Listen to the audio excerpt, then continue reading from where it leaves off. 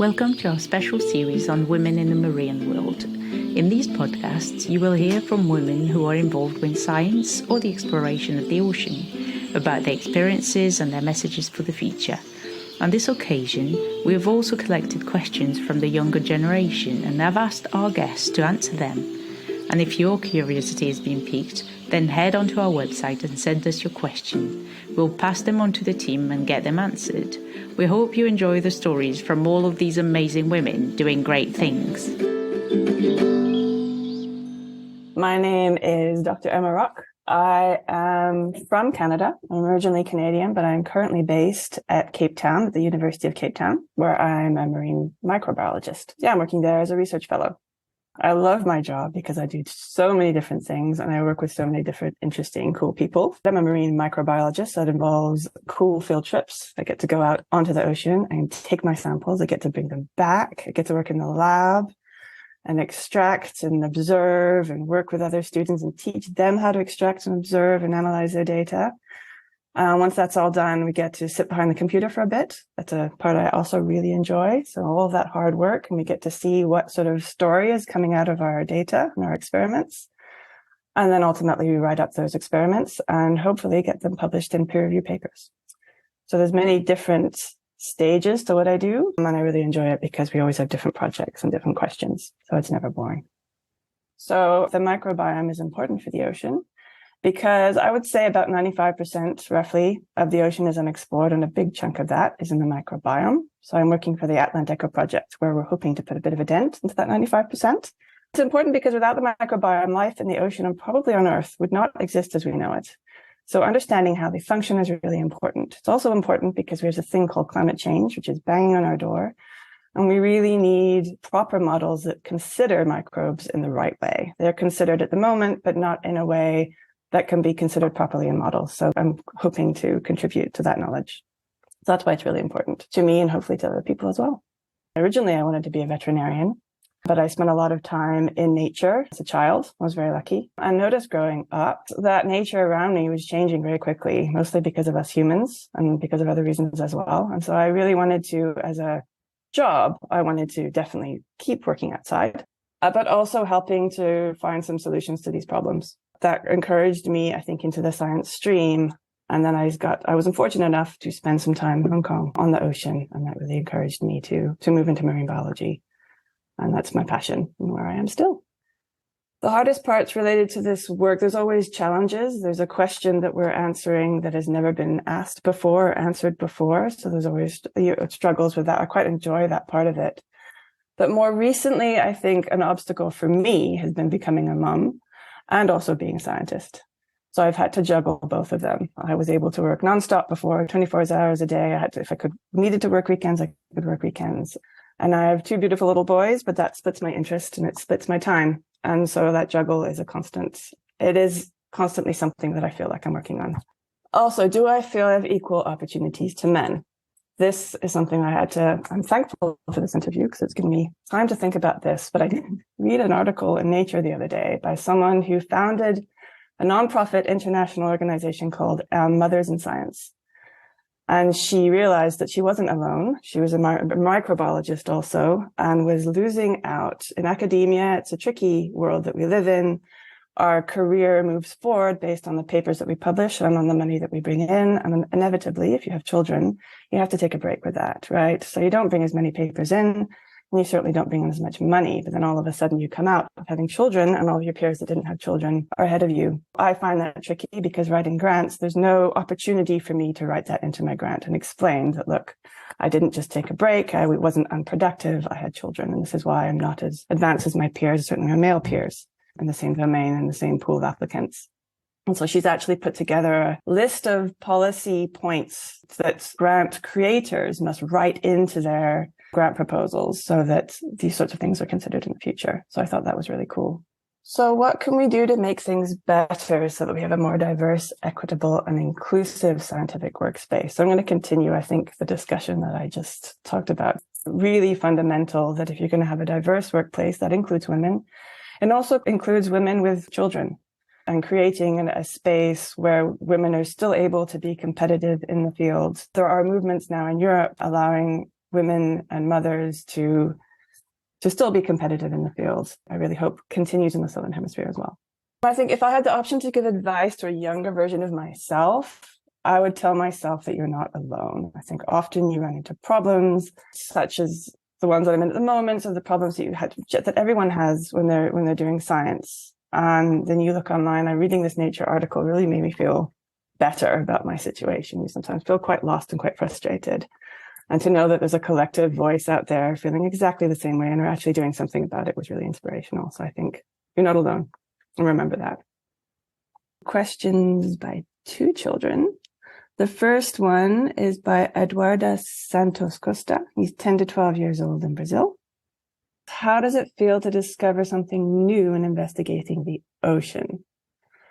I have to say, I feel two things, Eduarda. I feel excited, of course. You're scientists, and one of the reasons I'm in science is to discover something new. It's also a little bit scary because you don't know anything about this new thing.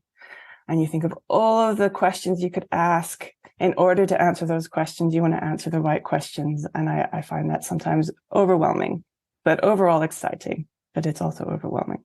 The second question is from João Onales Barros de Oliveira. I really hope I'm saying your name right. 16 years old from Madeira Island. What are some of the biggest mistakes people make about marine biology?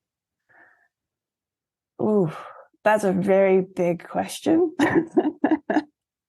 One of the biggest mistakes I think confront from people coming in asking me about marine science is they assume that it's mostly big stuff. So it's mostly whales or dolphins or sharks, which it is. And they're all really important. They're really cool. I see them when I'm on field trips and I find it amazing.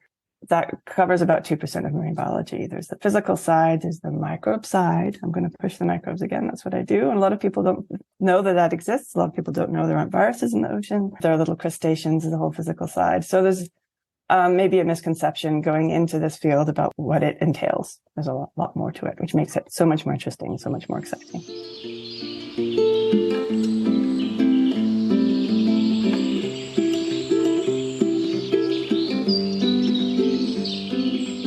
Hi, my name is Sarah Elkin. I am from Whitley Bay in the UK, which is in the northeast of England, very close to Scotland and very close to the beach. I am currently living there at the moment, although I'm technically going to and from Vigo, which is in Spain, in the north of Spain. And that's where my thesis is currently being held. Well, that's where my supervisors are. My thesis at the moment is for a master's called IMBRSea. The thesis is around fishers in Mexico, fisher people in Mexico, and how they are responding to climate change. But in Mexico in general, they have a lot of patrons, and that's how they work within the fisher community. And for example, if someone else has to lend them a boat or give them a fishing permit, or there's sort of access for credit there. So it's how these interactions with these patrons are affecting how they adapt to climate change. Why this is important for the ocean is because a lot of policy is directed towards fishers, and they need to reduce their catch, or they need to start focusing on a different species, and it's a lot about how the fishers are working. But if no one else is looking at the bigger picture of how these other people are dictating the way they fish, then it might not be as efficient as we think. Because, for example, if someone else is giving them the fishing gear, then a fisher might not be more able to change the way that they're fishing. So you have to kind of consider the more bigger picture. So that's how I would hope that the research would impact the world, is sort of taking into account these different things when developing policy, as opposed to just focusing directly on the fishes. I chose to become a scientist. Well, it wasn't exactly a very straight road. I didn't think from birth that I was going to be a scientist. It wasn't that I knew I definitely wanted to do it. I was very into arts as well at school, and it was very close call whether or not I was going to go down the arts route or the science route. But I thought that science was easier because everything was certain and there was just a clear right or wrong answer. And then 10 years down the line, I realized that's not true. It's the complete opposite, and everything's up for debate all of the time. I also didn't like writing, but now I write pretty much every day. So quite the opposite of what I thought it was going to be. But I kind of like the science because there's something new all of the time. and you're always learning, which is something that I think is really important. The hardest parts related to this sort of academia and science in general, I think, is that this is constant uncertainty, because a lot of the time, I see my sister, who is a nurse, she has a job that she knows she's going to be in for the entirety of her life. Whereas with me and a lot of my friends, it's sort of 1-year contracts, or, well, I mean, I hope when I graduate, it's all very uncertain and it's constantly changing. So I think that's definitely it's also positive because you can change what you're in, but it's also a very constant stress because nothing's set and nothing's certain, and you're always having to look for different things and you can never sort of relax. So I think that's definitely one of the hardest things. One of the biggest obstacles I had to overcome was just sort of accepting that fact that I'm never going to be in a stable job for a long time. It's always going to be constantly changing. And yeah, that's definitely one of the hardest things, I think. And just accepting that it's going to be quite difficult. There is a lot of competition in these kind of areas, marine science in general, it's really popular. So I think, yeah, just accepting that it's not going to be an easy road. And in my opinion, things that need to be changed to make science more attractive to women in science, I think, well, my undergraduate thesis was about gender bias in science. So it's something I'm really passionate about. And academia is just, like I just described, is not set up for someone who the majority of the time is the major care holder for the family. If you have a family and that's what you're trying to, you want to look after them, having an unstable career where you're having to change constantly is not an incentive. So I can understand why that would deter a lot of women in general, because the majority of the world, we are still the majority care holder in the families. Women are expected to do a lot of upkeep in academia that maybe men aren't. So general housekeeping of these organizations and just things that we don't see necessarily. And things as simple as, for example, when meetings are at 9:00, but if you have to take children to school, that's just not achievable. So I think a lot of the time, even though we might see ourselves as equals, there's still a lot of things that maybe we should question to make it more easier for just family life in general to be integrated. Because I think then we're missing a lot of people that are potentially really, really great and might make a lot of great sort of discoveries, but they're being restricted by other factors that we're not taking into account. If I had the option to give advice to a younger version of myself, it would definitely be to just have more confidence and just to go for it and to apply for everything. Because almost twice now, I've not applied for things because I didn't think I was good enough and then got them anyway. So for example, the first time, my undergraduate degree is in zoology, but I knew I wanted to do marine biology, but I didn't pick it because I was reading the requirements and the grades were higher than I thought I could get. And I knew that marine biology was really competitive. So I thought, no, I'll apply for zoology. Maybe I'll enjoy that. And I did. And I wouldn't change my experiences. But, having the experience I have now, if I'd just gone for it, I probably would have gotten it. And 8 years down the line, I'm doing a master's in marine biology. So maybe I would have saved some time. And the second time is I was applying for an internship during my undergraduate degree. And it sounded amazing. It was exactly what I wanted to do. But the last line was only exceptional students should apply. And that last line, I was like, oh, well, I'm not exceptional. And I didn't think that I was good enough to get it. And I mean, I got it in the end and I'm so glad I applied. But just things like that, you're so close to not applying for things. And I just think, what have you got to lose? Definitely apply to everything that you think that you might enjoy. And there was some fact that women usually only apply to jobs that they meet 100% of the requirements, and men usually do it if they meet 60% of the requirements. And I think that's the thing that maybe women in general struggle with, is to have that confidence and just apply.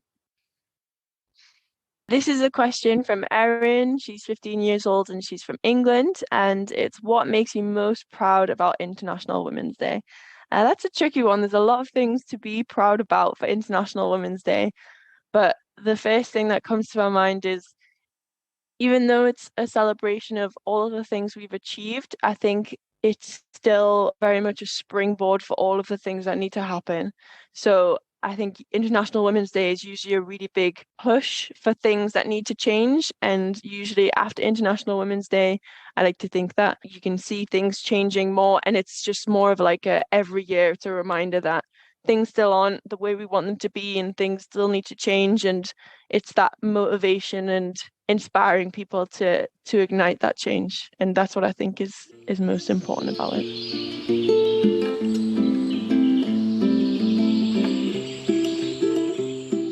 Hello, I'm Sofia Cordeiro. I'm Portuguese, and I currently work as an ocean program coordinator at the Portuguese Foundation for Science and Technology.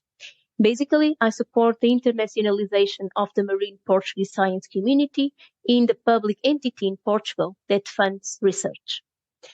But what is curious about me is that I have not studied to become a science manager. It simply happened along my professional journey. In fact, I'm a plant biologist by formation. I've developed my PhD still studying the effect of cold in grasses that we find at the Gulf courses. At the end of my PhD, I've realized that although I loved science, being a researcher was not for me. And I understood that I wanted to do was really to support researchers in their professional path. Then I started working as a scientific events manager in the cancer area. Then I moved to the marine area where I'm now. So I have been jiggling from one side to the other really throughout my professional pathway. So everything is possible. If you want something, just go and run for it. And through your effort, I'm sure you will get it. So in terms of what my job entails, as I said, I'm not a researcher. I support internationalization of the Portuguese science community, either through giving them voice in European or international activity as experts, and through promoting their participation in international funding opportunities. I also represent Portugal and my institution in national, European, and/or international organizations or activities, promoting the voice of Portugal and the research that it's developed in my country. But how does everything that I do impact the world around us? Well, through the support of scientific knowledge-based solutions, my work impacts positively our society. I will give you an example. When we launch a call that focuses on techniques to reduce marine pollution, and the researchers implement those techniques through their funded projects, we are collectively impacting positively society through the reduction of the marine pollution that, as we know, has become a very well-known problem. Why have I changed my path from researcher to science manager? Well, I would say that as for all jobs, we really need to like it very much in order to do it the rest of our life. And if we don't, we have to change. I love to discover new things. I'm quite curious. In fact, I do remember when I was a student, I was in the parks walking around and trying to see not only the biodiversity around me, but also saw the different plants and tried to open the flowers to understand how everything was connected, and then really understand what I was learning was really in nature. But then I grow, as we all do, and I realized that scientific life is very competitive. And you compete for a position, you compete for a grant, you compete for a publication. So it's really quite demanding comparing with other jobs. And I understood that the doses of competition that are needed were not for me. But I still love science. So what should I do? And I decided to follow my path as science manager, where I still leave the discoveries of researchers and I support them in unveiling new ones, but really without competition. In my path, I have never felt discrimination against women. In fact, I think on my path, I had more women supporting me, being my bosses or my colleagues than in men, especially in the science manager field. We are, in fact, here, even in my institute, we are more women than men. There is a real imbalance from what we could expect. Regarding what I like the most of my job, in addition to support others, it's really to help our researchers and to make their voice and their knowledge spread outside our country. And that is why I'm in the international department of my institutions.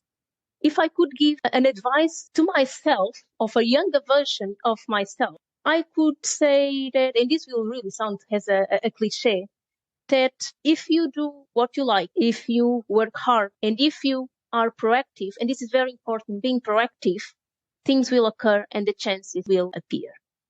And in this podcast, we have also been challenged to reply to 2 questions that we have received from kids along the Atlantic Ocean. So these kids are from Brazil. Both of them are in the 7th grade, more or less between 10 and 12 years old. And the first question is, do you experience discrimination for being a woman and researching in this area? Well, as I said, no, I haven't. Neither in my PhD. My supervisor was a woman and the majority of my colleagues were women too. Neither in my path as science manager. Here, differently, the majority of my bosses have been men, but I have never felt any discrimination and had the opportunity to become a coordinator quite soon after I started in the institution. I don't know if it depends on the field or if I was just lucky. But as I said, if you work hard, you will be recognized. The other question was if I'm aware of the All Atlantic Blue Schools program. And here, this is a tricky question for me. Because yes, I do, as I coordinate the project where this Blue Schools program was developed. But before this joint activity took place in the Atlantic Ocean, I already knew the Portuguese Blue School program, that it's called the Escola Azul. And sometimes we work with the entity that is responsible for it in Portugal.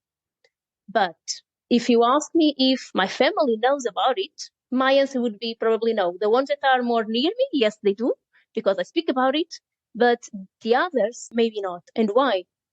Why this might happen? Unfortunately, in my view, the ocean is still not the center of society worries.